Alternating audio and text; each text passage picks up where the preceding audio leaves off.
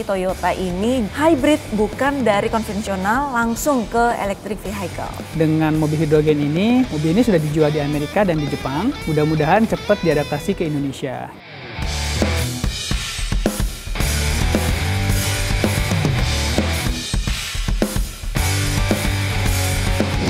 Apa kendalanya? Charging stationnya ini sudah cukup berada di titik-titik yang krusial atau bagaimana? Jujur aja tidak seperti di negara lain yang rapi dan masif gitu ya SPKLU-nya. Di Jakarta udah banyak ya SPKLU gitu. Tapi begitu mereka mudik ke luar Jakarta akan menumpuk ketika nanti mereka mau charge.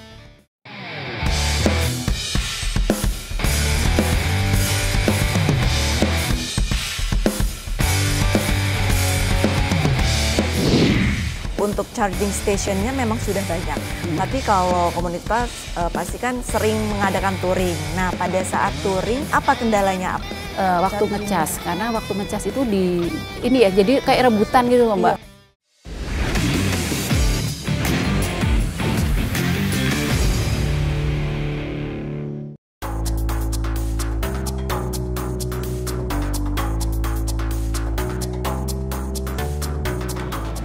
Sekarang saya berada di parkiran dan Autotech Podcast mau ke Toyota. Nah, kira-kira kita mau ngapain ya ke kantor Toyota? Tentunya pasti penasaran kan? Yuk, ikuti saya.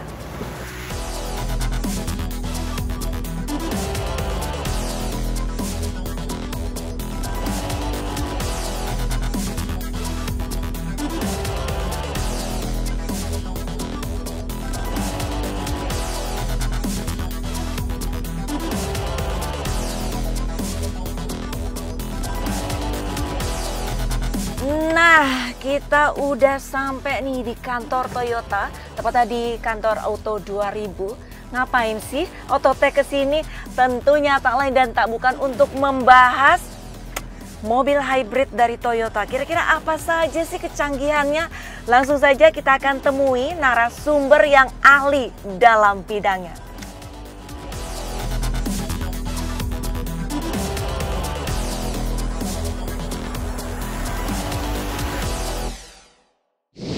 Balik lagi di Autotech Podcast.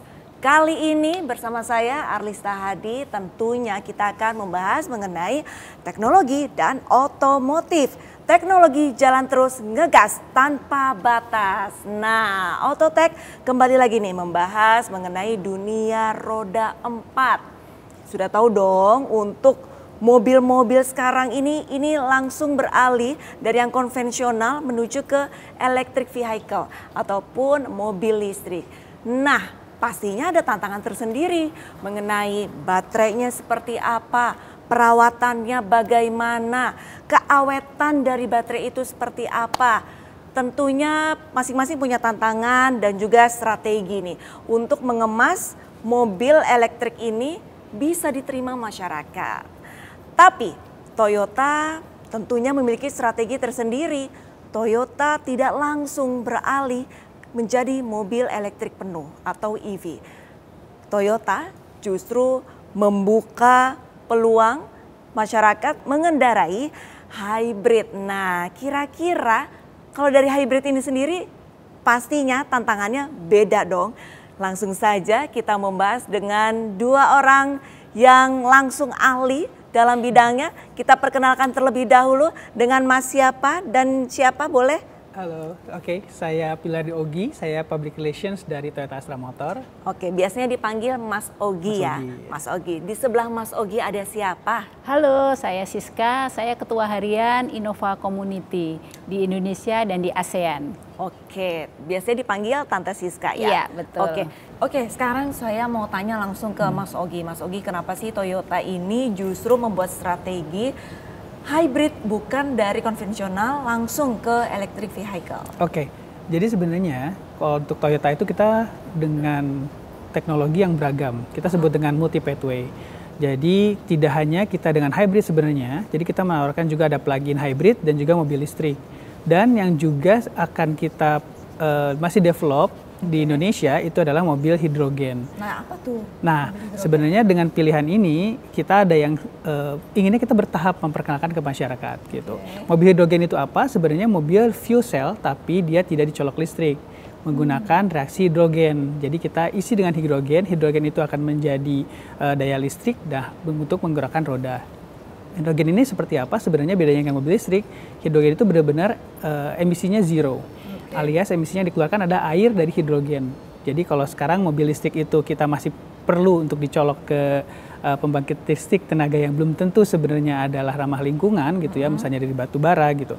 Kalau benar-benar hidrogen itu memang dari alam, jadi dari udara, dari air, kita coba untuk kompres ke dalam hidrogen cair dan kita put ke dalam mobil, dan itu hasilnya emisinya adalah bentuknya air. Nah, mobil ini sudah dijual di Amerika dan di Jepang.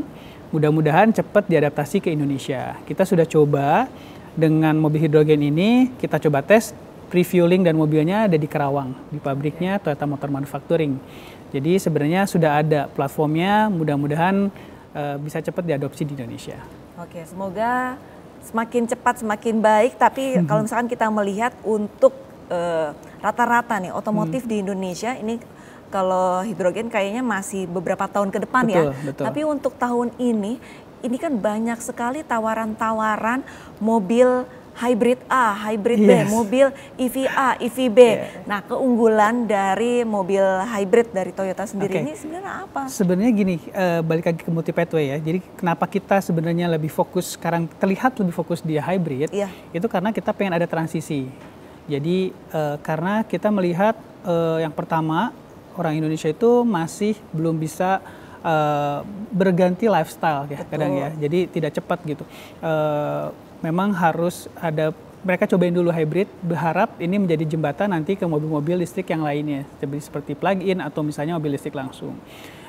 Jadi ini untuk merasakan dulu mobil yang ada sensasi elektrifikasi, mungkin mereka bisa pindah dari mobil yang tradisional ke mobil hybrid.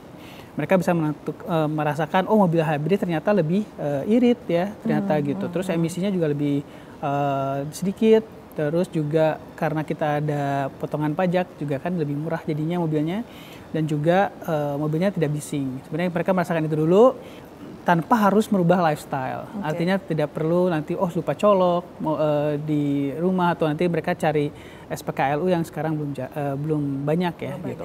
Yang kedua adalah menunggu infrastruktur di Indonesia juga semakin banyak dengan mobil listrik. Jadi kita kasih transisi itu karena sekarang jujur aja tidak seperti di negara lain yang rapi dan masif gitu ya SPKLU-nya. Kita masih juga cukup banyak butuh untuk menunggu infrastruktur ini.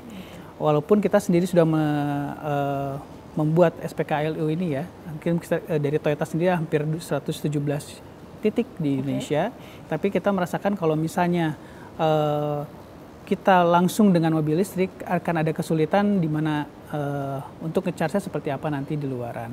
Beda dengan di Amerika, di Cina gitu, atau di Jepang yang sebenarnya SPKLU-nya udah lumayan cukup masif. Ini juga tanggung jawab dari ATPM juga untuk ensure sebenarnya customer itu setelah kita rilis mobilnya, mereka tetap nyaman gitu. Nah ini jadi tantangan juga nih buat kita nih, karena mobil kemarin kita coba ya beberapa tahun ini setelah rame itu ketika mudik misalnya nih, mobil listrik dibawa di Jakarta udah banyak nih SPKLU gitu, tapi begitu mereka mudik ke luar Jakarta akan menumpuk ketika nanti mereka mau nge-charge gitu. Betul. Bahkan mobil-mobil Toyota SPKLU-nya punya Toyota di dealer kita pun kita buka untuk mobil merek lain jadinya. Jadi ini waktu ketika mudik kelihatan ternyata kita belum sesiap itu. Nah, berharap nanti kalau misalnya memang sudah infrastruktur di jalan, ekosistem juga kita udah mulai positif, pastinya kita akan mengeluarkan mobil-mobil listrik juga yang lebih beragam.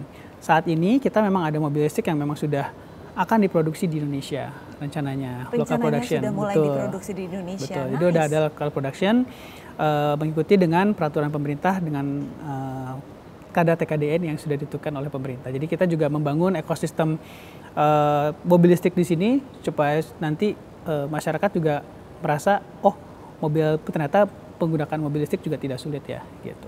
Oke, berbicara customer, nah ini di sebelah Tante Siska sebagai salah satu customer setia, sudah mulai beralih ke mobil hybrid Tante? Sudah, kebetulan ada Yaris Cross ya yang kita sudah coba juga. Nah, perbedaannya boleh dong Tante sharing dari yang tradisional ataupun konvensional, terus Tante beralih ke hybrid, perbedaannya yang benar-benar dirasakan apa sih Tante? Oke, sebenarnya tidak beralih 100% ya, karena di rumah juga masih ada Innova yang diesel. Jadinya memang kita mencoba untuk mobil hybrid. Yang paling kita rasakan perbedaannya adalah irit sekali. Irit sekali, bahkan kemarin kita sempat coba itu bisa 1 dibanding 33 ke atas. Irit sekali, irit sekali. Oh, nyetirnya bagus. Bukan kendaraannya justru. Kendaraan juga, tapi memang kalau hybrid itu lebih cocok apabila menyetirnya juga kita eco driving ya. Eco driving, betul. Okay, Kebetulan kalau di Innova Community sendiri kita sudah menerapkan eco driving dulunya sebelum ada hybrid, sekarang ditambah dengan hybrid. Itu kita sehari-hari jadinya kayak seperti lifestyle ya. Jadi kita sudah eco driving dan ternyata mobil hybridnya Toyota benar-benar irit sih. Oke. Tapi kalau misalkan sempat dibahas tadi sama Mas Ogi, kalau di Jakarta ini kan untuk charging stationnya memang sudah banyak.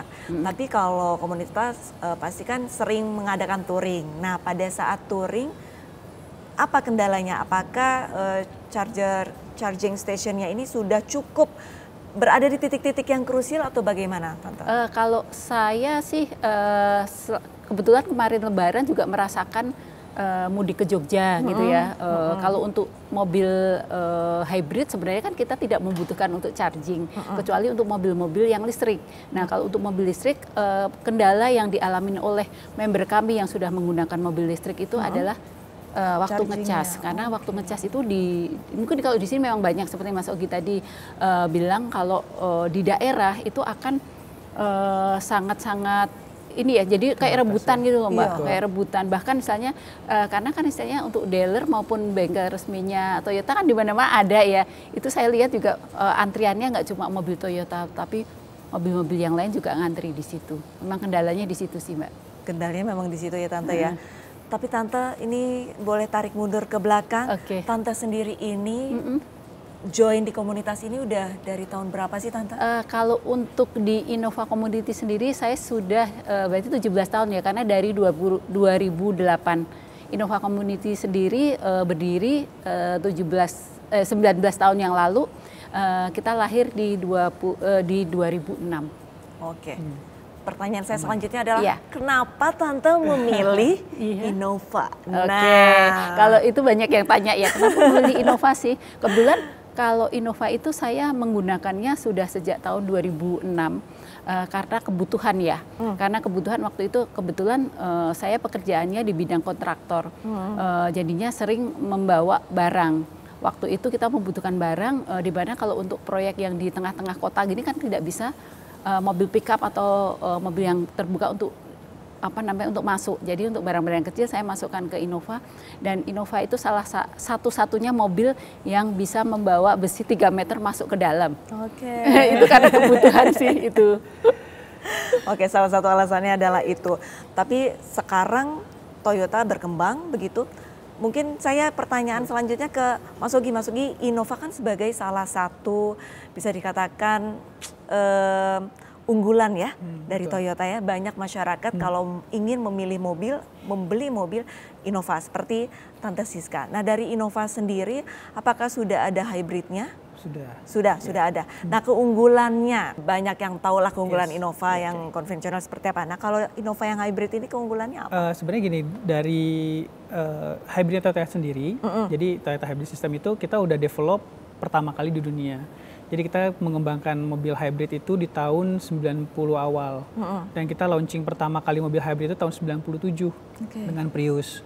Yang akhirnya diadaptasi di beberapa mobil Toyota di Indonesia termasuk dengan Innova. Jadi Innova Zenix itu kemarin kita sudah launching dengan hybrid. Bedanya hybrid Toyota dengan yang lainnya termasuk ada di Zenix adalah yang pertama kita punya parallel system. Apa itu? Jadi hybrid itu kan sebenarnya mobil listrik dan mobil bensin yang bekerja.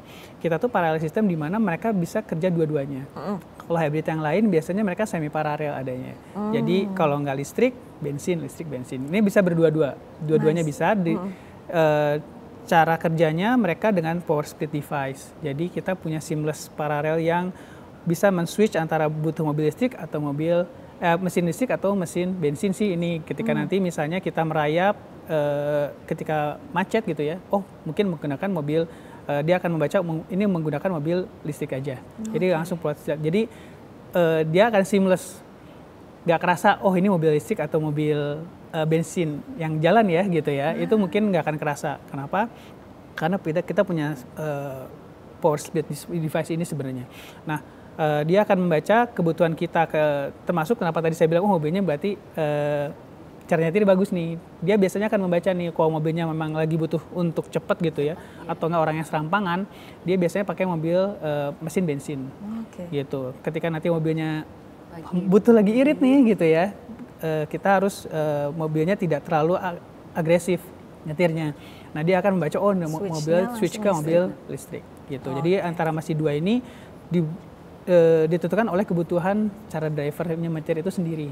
Oke, gitu. Berarti jadi, ada smart systemnya tersendiri. Betul. Jadi di sini kenapa sebenarnya secara teknologi kadang saya tadi lihat nih ada pengguna mobil itu hybrid itu ada yang merasa mobil saya nih irit banget. Ada yang saya memang powernya yang saya cari gitu. Jadi saya butuhnya apakah memang butuh ke irit atau butuh ke power.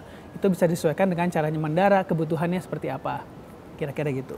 Terus Innova Zenix ini sebenarnya ngomongin soal Innova ya, ngomongin soal Kijang lah ya dari pertama ya.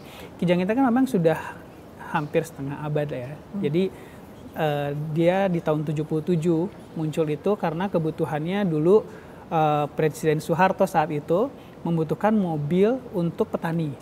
Jadi kita buatlah mobil pick up waktu itu yang sangat sederhana, murah. Nah, ini dinamakan Kijang. Tapi pada perkembangannya di tahun 80-an, mobil Kijang ini banyak dipakai untuk mobil keluarga. Nah, kita selalu baca nih kebutuhan customer seperti apa. Pada saat itu kita buatlah mobilnya jadi mobil keluarga. Sampai saat ini mobil Kijang ini sudah jadi Innova, sudah jadi Zenix, selalu kita melihat kebutuhan dari masyarakat Indonesia seperti apa. Mobil Kijang ini salah satu mobil yang pertama didevelop sesuai dengan kebutuhan orang Indonesia. Developernya luar Indonesia, diproduksi di Indonesia, TKDN-nya 80% sekarang, 87% ya, jadi hampir semua dibuat di Indonesia parts-nya. Jadi sekarang mobil jadi kebanggaan orang Indonesia sendiri. Jadi kenapa membeli Kijang Innova itu parts-nya ada di sini karena lokal, production-nya di sini, bengkel sudah punya banyak parts kita, mekanik juga sangat kenal dengan Kijang gitu. Jadi ini pilihan yang sangat emosional dan fungsional menurut saya. Plus teknologinya sekarang juga ada teknologi hybrid dan juga diproduksi di Indonesia artinya memajukan ekonomi Indonesia. Ada yang disebut dengan penyerapan tenaga kerja di kita, developmentnya juga di kita.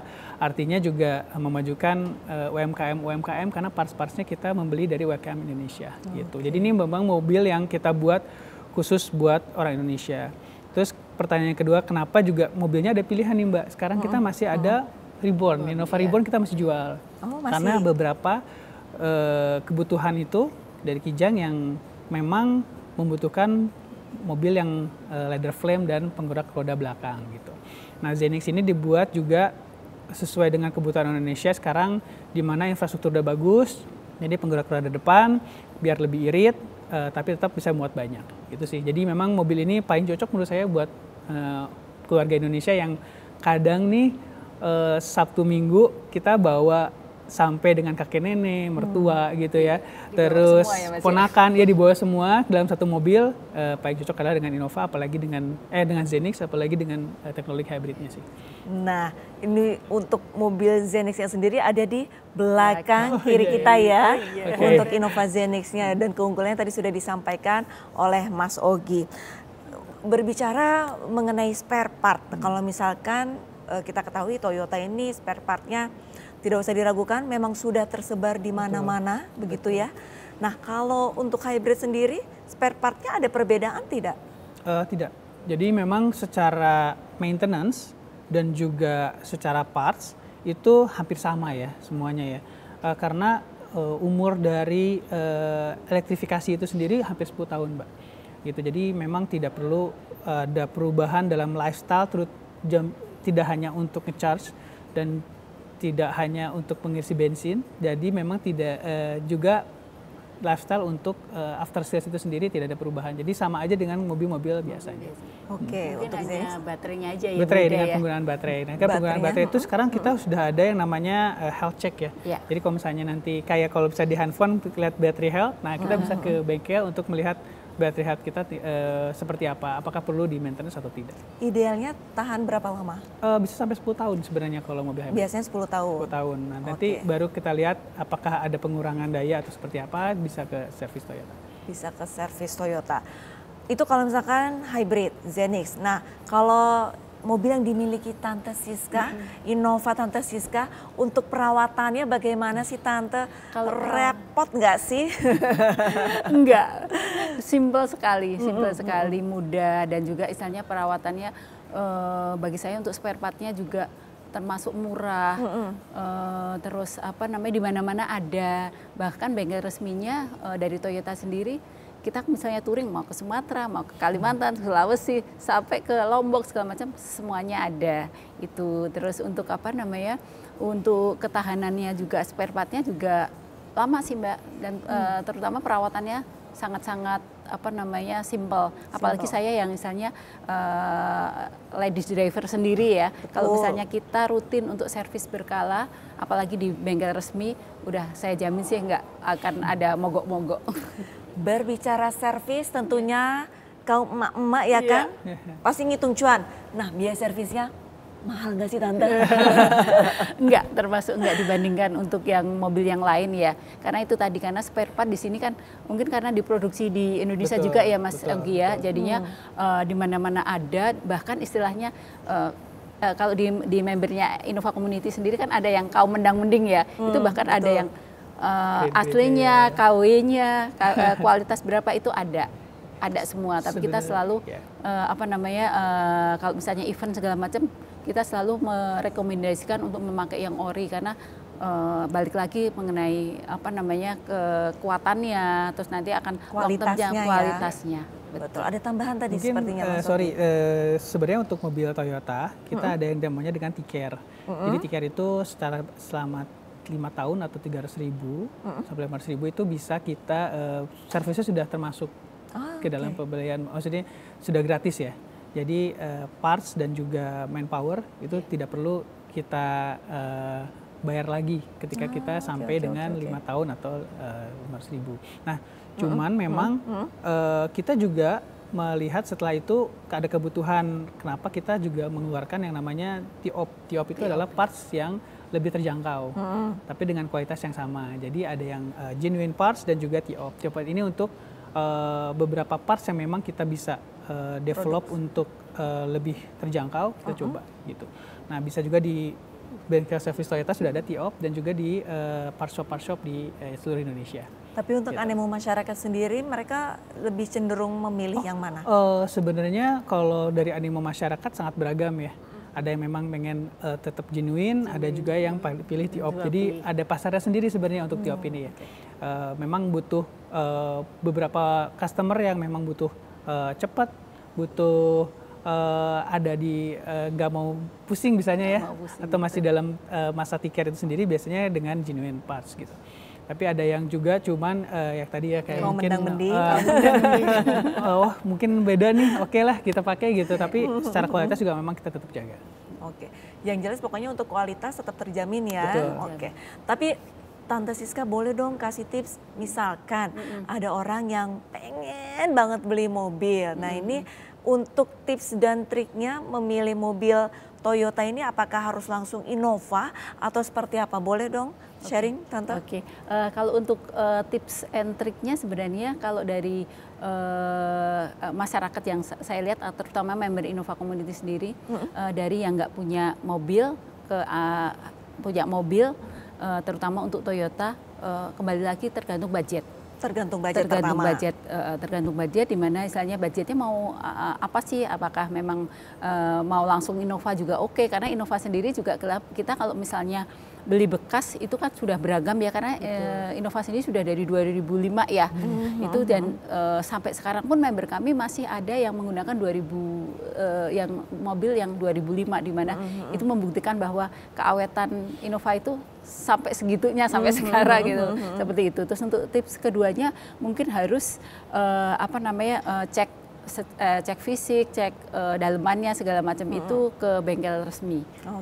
Jadinya biar tidak dibohongin bekas banjir segala macam. Oke. Tipsnya. Untuk kemudahan pembelian juga sebenarnya bisa langsung coba nanti kita cek ya datang aja ke showroom kita. Jadi kita akan support kita istilahnya kayak one stop shopping di showroom kita ya. Jadi menyesuaikan budget dengan cicilan, dengan DP-nya. Lalu kita juga ada trade-in, bisa langsung di setiap showroom Toyota. Jadi menyesuaikan kira-kira kebutuhannya seperti apa gitu. Ada pilihan beberapa leasing juga yang paketnya sangat cukup menarik ya. Nanti bisa di-compare, bisa dilihat juga sesuai dengan kebutuhan seperti apa sih. Trade-in-nya harus sama-sama Toyota? Nggak perlu. Nggak perlu, ya. bisa Jadi ya? kita bisa untuk ke mobil Toyota, kita ada partner-partner untuk pembelian mobil bekas ya. Jadi nanti di situ juga bisa langsung di-assess sama petugas trade-in-nya, mobilnya kira-kira berapa, mau di trade-in jadi DP atau mau langsung cash bisa. Trade-in mobil tradisional ke hybrid bisa? Bisa. Oke. Semuanya bisa. Oke, tapi kalau misalkan aku tadi menilik dari jawaban Tante Siska, anggota komunitas ini ada yang beli mobilnya yang tahun 2005 begitu. Untuk rantai pasokannya nih, Mas Ogi, kan sekarang fokusnya ke hybrid. Betul. Tapi untuk pasokan mobil konvensionalnya itu, apakah masih diproduksi sampai saat ini? Jadi umur yang 10 sampai 15 tahun, kita masih ada parts yang kita produksi untuk after sales. Jadi nggak perlu ragu ya, nggak perlu khawatir kalau misalnya parts saya nanti hilang atau enggak gitu ya. Terus kita kan ada beberapa mobil yang dengan platform sama ya. AMV misalnya, Hilux dengan Innova, dengan Fortuner, itu partsnya juga beberapa parts memang seragam. Jadi nggak perlu ragu ya, kita masih banyak pasokan partsnya yang bisa kita gunakan. Dan juga tadi saya bilang ada beberapa grade mungkin dari part shop juga masih simpen tuh beberapa parts yang memang fast moving ya, apalagi ya. Jadi nggak perlu ragu, sebenarnya parts pasti kita sediakan nih. Soalnya kan pasti banyak yang khawatir nih Tante ya, dan Mas Ogi kalau mau membeli tadi kan tipsnya adalah sesuaikan budget. Nah budgetnya bisanya ini mobil second, tapi pasti mereka khawatir nih untuk spare partnya kira-kira masih mudah dicari atau enggak? Kalau pengalaman dari Tante seperti apa? Masih dan gampang sekali sih untuk cari spare part mobil-mobil Toyota, karena hampir misalnya di bengkel resmi masih tersedia, terus sekarang kan juga masih ada yang sudah ada TOP ya, terus yang istilahnya itu dengan kualitas yang sama tapi harganya lebih miring, terus di pasaran juga banyak. Terkadang kalau misalnya kita untuk member-member kami yang jauh-jauh di pelosok, itu untuk cari spare part itu juga gampang Mbak. Dan memang tersedia sih, walaupun dari yang umur-umur tua gitu. Jangan sebut tua Tante, dewasa. Oke, Tante Siska ini sebagai tergabung dalam komunitas pastinya kan sering touring. Iya. Boleh dong sharing kira-kira ada rute-rute touring yang mungkin memicu adrenalin Tante nih dan teman-teman. Oke, kalau untuk di daerah Jawa, mungkin di daerah ini ya, Dieng dan Bromo. Kenapa harus Dieng dan Bromo? Jalurnya kalau apalagi kalau untuk di Dieng itu untuk naik, apalagi sekarang kan ada Sikarim ya itu ya, tanjakan Sikarim itu kan benar-benar ekstrim itu. Tapi kalau untuk inovasi masih oke lah, masih kayaknya nggak ada yang mogok-mogok di situ. Nggak perlu matiin AC ya Tante? Nggak perlu. Terus di Bromo juga memicu adrenalin juga, karena sebenarnya kalau di Bromo itu untuk masuk ke lautan pasirnya itu kita bisa, tapi dengan izin khusus dan ada biaya khusus juga. Dan untuk misalnya untuk Innova masuk ke situ juga aman ya sih sampai sekarang. Tapi ya memang memacu adrenalin itu. Iya. Biasanya sekarang kalau mau touring harus ini ya, pemandangan harus estetik ya. Iya, betul. Buat ngasih makan sosial media biasanya. Betul, sangat betul itu. Dieng dan Bromo itu. Tapi itu kan kalau di Pulau Jawa. Kalau di pulau lain, Tante? Lombok. Terus sama kalau Sumatera. Lombok tantangannya seperti apa? Bukit-bukit. Bukit-bukit. Utara berarti ya. Iya. Berarti untuk Innova nggak usah mati nasi lagi ya, Iya, ya? nggak usah Masih bisa langsung menanjak. Betul. Oke, tapi ada etika berkendara nggak sih Tante kalau pada saat konvoi itu teman-teman? Ada. Kalau di Innova Community sendiri kita mempunyai campaign gatel, di mana itu gerakan tertib lalu lintas dan kita singkatannya gatel gini ya, harus digaruk ya. Singkatan dari gerakan tertib lalu lintas. Kita itu kolaborasi dengan Kompas. Dan juga waktu itu didukung oleh Korlantas RI, di mana gerakan kita itu no strobo, no sirine, sama no escort. No escort itu patwal ya. Nah, karena kan sekarang komunitas itu kan kebanyakan kalau sudah rombongan itu jadi kesannya arogan ya. Kesannya arogan, apalagi nanti pakai strobo, pakai sirine, apalagi pakai pengawalan. Sedangkan itu sebenarnya bagi kami sebenarnya bisa tidak memakai strobo, sirine dan pengawalan karena kita bisa menggunakan rakom. Jadi kita misalnya mau konvoi, jangan konvoi panjang-panjang yang akan mengganggu pengguna jalan yang lain gitu. Jadinya kita bisa membuat tips kami itu bisa membuat perombongan. Jadi perombongan cuma 10 orang maksimal 15. Jadi itu akan bertahap dan nanti kan kita akan ketemu di salah satu titik kumpul seperti itu untuk menghindari sih seperti itu. Dan juga kita sangat memberikan masukan ke member kami untuk selalu mengutamakan keselamatan seperti itu. Dan kita juga tidak harus satu rombongan harus kita sebutnya satu rencengan ya, nggak perlu. Kalau memang istilahnya nggak perlu karena selama istilahnya jalanan tidak memungkinkan ya nggak apa-apa, kita gabung sama pengguna jalan yang lain. Tapi kalau boleh sharing lagi, konvoi terjauh, rute terjauh mana Tante? Kalau rute terjauh, kalau dari Jakarta ya, Jakarta. Kalau untuk yang ke timur itu ke Lombok, kalau ke Sumatera ke Aceh. Lombok, kalau Jawa, kalau Aceh. Sumatera Aceh. Iya, kalau dari Jakarta. Tapi kalau misalnya teman-teman Kalimantan sendiri, paling ya Kalimantan dari Kalimantan Selatan ke utara gitu, Sulawesi. Kalimantan juga sudah. Spill Tante. Untuk dealer Toyota dan bengkel sendiri sudah tersebar luas nggak sih Tante? Nah, sudah tersebar luas, bahkan untuk di di Sumatera, Jawa pastinya ya. Terus untuk di Bali, Bali itu kita menyebutnya Bali Nusra karena sekalian Nusa Tenggara. Untuk di Kalimantan, di Sumatera, di Sulawesi, semuanya ada. Dan bahkan untuk dealer-dealer resminya Toyota sudah bekerja sama dengan Innova Community dan membernya yang mau servis atau ada kendala bisa menghubungi dan mendapatkan diskon khusus untuk komunitas. Privilege-nya adalah diskon khusus. Iya, betul. Apakah aku harus bergabung? Ayo bergabung, Mbak. Oke.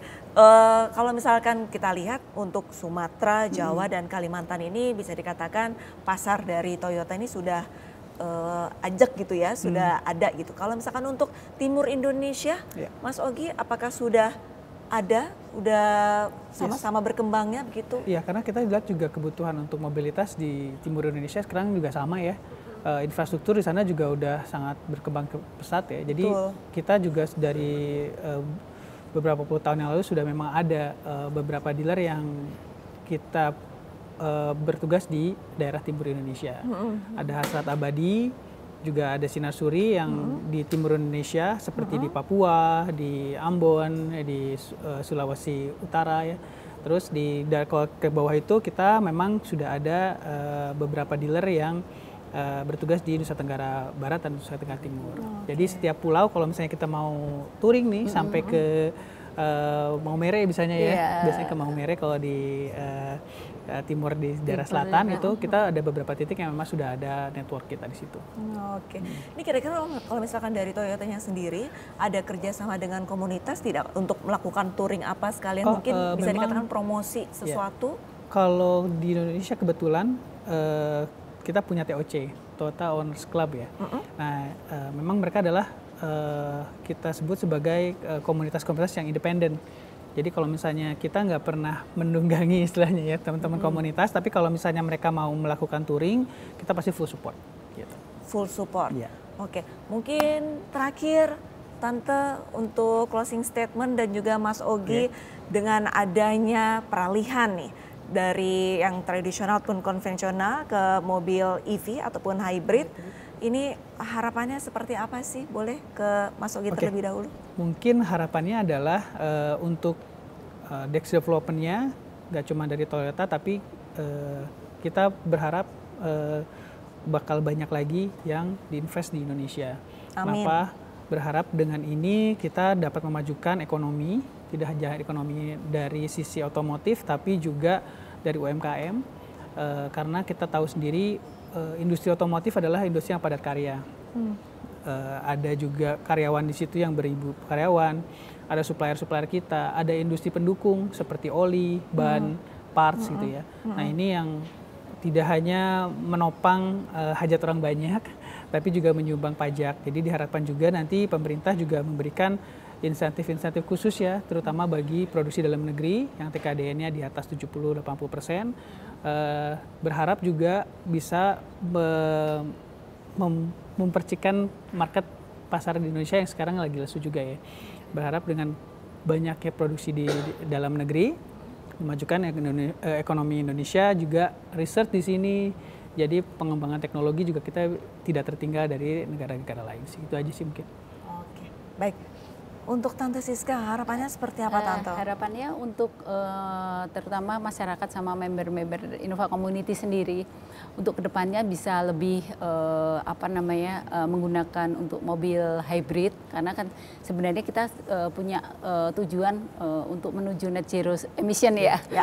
Dan juga harapannya untuk Toyota sendiri untuk memproduksi mobil hybrid yang lebih banyak variasinya, karena kan kalau mungkin untuk saat ini ada yang balik lagi kaum mendang-mending masih wah hybrid mahal gitu kan. Ternyata kalau mau beli Innova yang hybrid akan mahal, bisa ada yang adiknya Innova yang sekarang sudah mulai jalan ya Mas Ogi ya. Mudah-mudahan ya. Itu aja sih dari kami. Oke, tapi mungkin ini jadi ada tambahan lagi.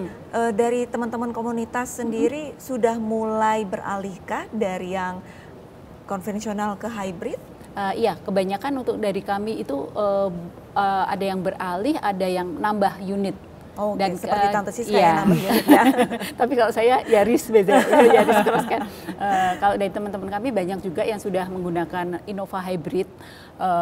Untuk saat ini tetap dari Innova sendiri, dari Innova Community sendiri akan merangkul member-member kami yang mempunyai Innova yang dari tahun pertama, generasi pertama yang 2005 sampai dengan yang hybrid. Dan untuk yang hybrid itu kita buatkan WAG khusus, WhatsApp group yang khusus, yang dimana kita bisa membahas di situ hybrid gimana, teknologinya gimana, kalau ada kendala bagaimana, jadi biar lebih fokus aja.